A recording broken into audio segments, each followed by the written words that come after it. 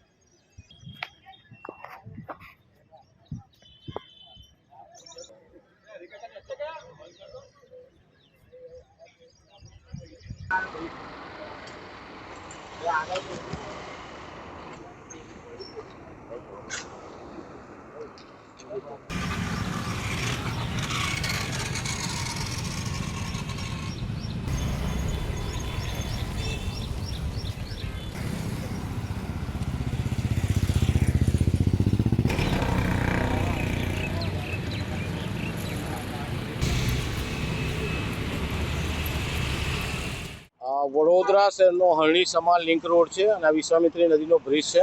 અહીંયા 1 કલાક પહેલાં એક બોડી તરતી જોવા મળી હતી। કશું જેમાં દેખાતું નહોતું, ખાલી પગના હાડકા, હાથના હાડકા દેખાતા, આખી બોડી વ્હાઇટ દેખાતી હતી।